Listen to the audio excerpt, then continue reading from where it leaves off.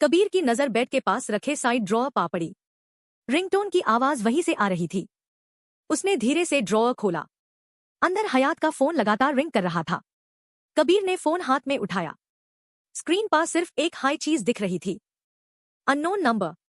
कबीर की भावें हल्की सी सिकुड़ गई। जैसे ही वो कॉल रिसीव करने के लिए स्क्रीन पर उंगली रखने वाला था, कॉल अचानक कट हो गया। रूम में फिर से वही खामोशी छा गई। लेकिन अगले ही पल फोन की स्क्रीन पर एक के बाद एक नोटिफिकेशंस आने लगे। 50+ न्यू मैसेजेस। कबीर ने हैरानी से स्क्रीन की तरफ देखा। उसने नोटिफिकेशन ओपन की। वो किसी सोशल मीडिया अकाउंट के मैसेजेस था। एक अननोन अकाउंट से हयात को बार बार मैसेज भेजे जा रहे थे। कबीर ने प्रोफाइल देखी। हयात ने इस अकाउंट की फ्रेंड रिक्वेस्ट कभी एक्सेप्ट ही नहीं की थी। फिर भी इस अकाउंट से लगातार मैसेजेस आ रहे थे। हयात, आज कॉलेज क्यों नहीं आई? कैसी हो? मियां कॉल्स का जवाब क्यों नहीं दे रही? रिप्लाई करो, मैं तुमसे बात करना चाहता हूं। ऐसे ही ना जाने कितने मैसेजेस एक के बाद एक लगातार भेजे जा रहे थे। कबीर का चेहरा धीरे धीरे सख्त होता चला गया। अब उसे समझ आने लगा था हयात इतनी डरी हुई क्यों थी। तभी रूम का दरवाजा खुला। डॉक्टर अंदर आए। डॉक्टर को देखते ही कबीर ने बिना कुछ कहे हयात का फोन अपनी पॉकेट में रख लिया और साइड हो गया। डॉक्टर ने आगे बढ़कर हयात का चेकअप शुरू किया।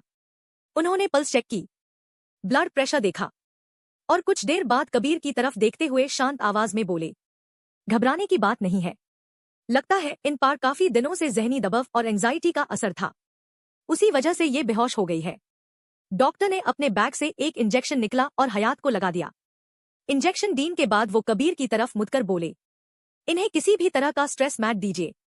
फिलहाल इन्हें सिर्फ आराम और अपनों के सहारे की जरूरत है। ये इस वक्त बहुत कमजोर है। कबीर ने बिना कुछ कहे बस हाँ में सर हिला दिया। उसकी नजर एक पाल के लिए भी हयात के चेहरे से नहीं हटी। डॉक्टर और गोपी काका रूम से बाहर निकल गए। कबीर वही रूम में रखे सोफा पर बैठ गया। उसकी आंखें बस खामोशी से बेहोश पड़ी हयात को देख रही थी।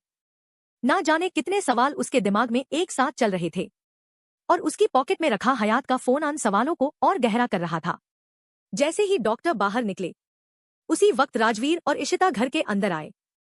डॉक्टर को घर से निकलते देख दोनों के कदम एक पाल के लिए रुक गए। गोपी काका की नजर जैसे ही उन पर पड़ी, उनके चेहरे पर हल्का सा सुकून आ गया। लेकिन हयात की हालत याद आते ही उनकी आंखों की चिंता फिर से साफ नजर आने लगी। उन्होंने अपनी आंखों से देखा था हयात किस तरह डर के मारे कांप रही थी और कबीर की बाहों में फूट फूट कर रो पड़ी थी।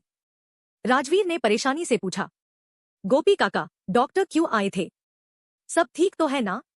गोपी काका ने गहरी सांस लेते हुए धीमी आवाज में जवाब दिया, हयात बिटिया की तबीयत अचानक खराब हो गई थी, इसलिए डॉक्टर को बुलाना पड़ा। ये सुनते ही इशिता बिना एक पाल गवाए हयात से मिलने के लिए आगे बढ़ गई। यूज लगा हयात और कबीर एक हाई रूम में रहते होंगे।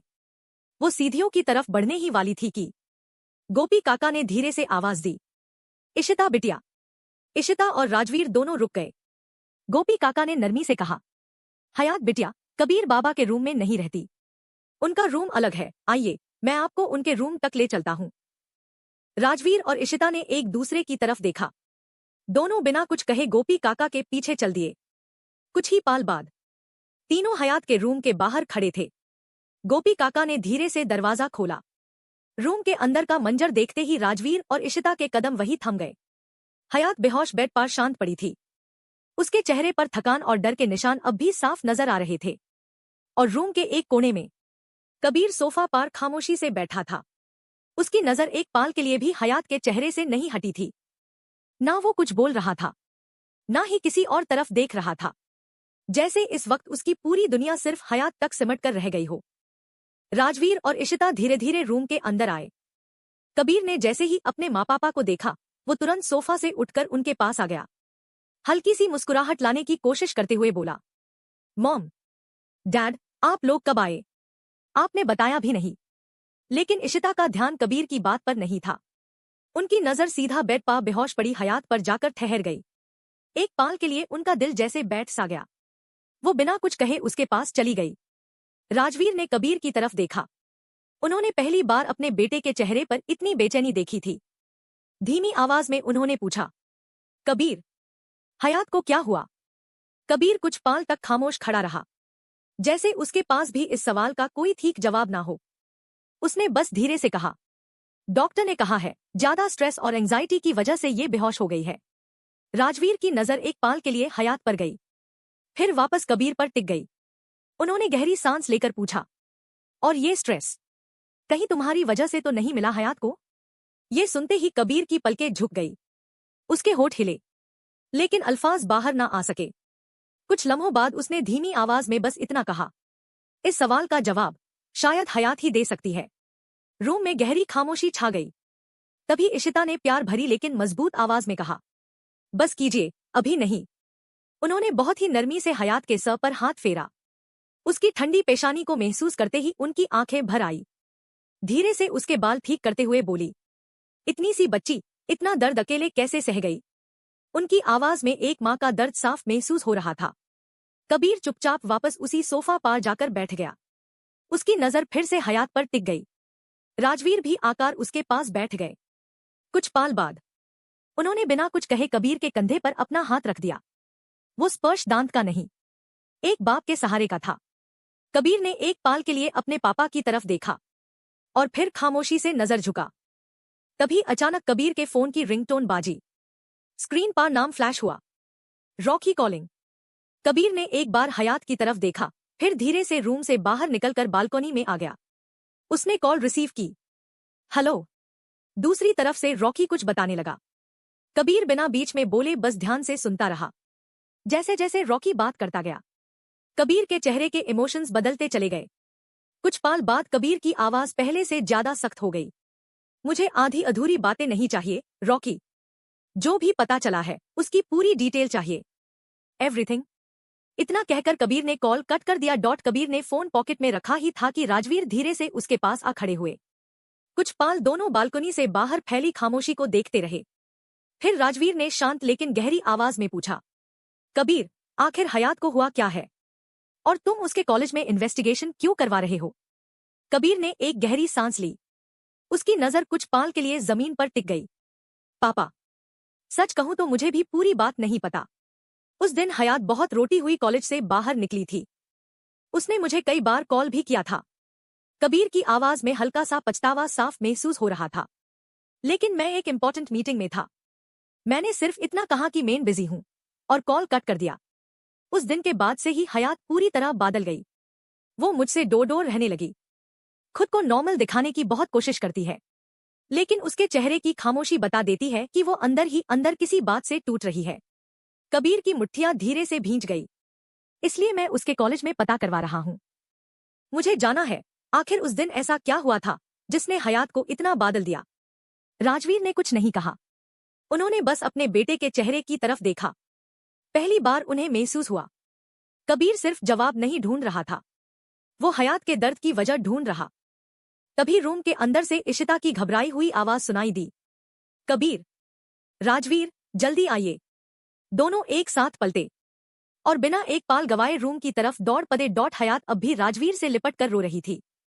उसके आंसू रुकने का नाम ही नहीं ले रहे थे। राजवीर ने बहुत प्यार से उसके सर पर हाथ फेरा। बस बेटा, अब तुम सेफ हो, कोई तुम्हें कुछ नहीं करेगा। कबीर ने डॉक्टर की दी हुई टैबलेट और पानी उठाया और हयात की तरफ बढ़ा। लेकिन राजवीर ने धीरे से उसके हाथ से टैबलेट और पानी का ग्लास ले लिया। वो बेड के पास बैठ गए और नरमी से बोले, हयात, पहले ये मेडिसिन ले लो बेटा। हयात ने कांपते हाथों से टैबलेट ली। पानी के साथ दवा निगलने के बाद उसने थोड़ी देर के लिए आंखें बंद कर ली। इशिता ने उसे प्यार से अपनी गोद में सर रखने का इशारा किया। हयात बिना कुछ कहे धीरे से इशिता की गोद में सर रखकर लेट गई। इशिता उसके बालों में प्यार से हाथ फेरने लगी, बिल्कुल उस तरह जैसे एक माँ अपने डेयू बच्चे को सुकून देने की कोशिश करती है।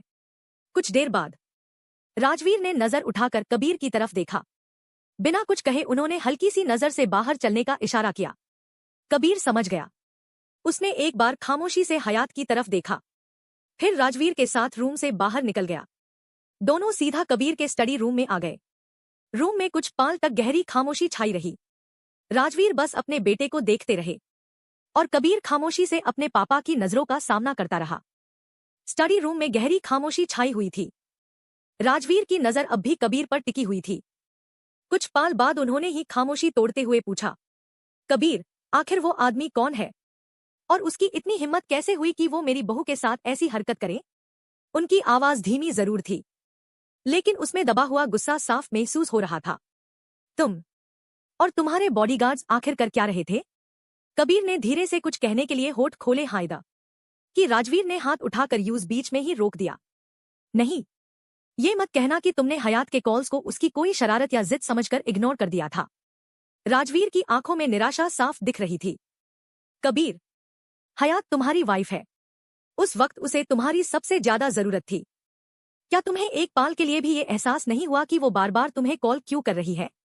तुम 2 मिनट उसकी बात सुन सकते थे। अगर उस दिन तुम सिर्फ उसकी बात सुन लेते। राजवीर की आवाज भर आई। उन्होंने एक गहरी सांस लेकर अपनी बात पूरी की। तो शायद आज हयात इस हालत में ना होती। रूम में फिर से सन्नाटा छा गया। हर लफ्ज कबीर के दिल पर किसी बोझ की तरह उतर रहा था। और इस बार कबीर के पास अपनी लापरवाही का कोई जवाब नहीं था। राजवीर की बातें सुनकर कबीर कुछ पाल के लिए बिल्कुल खामोश हो गया।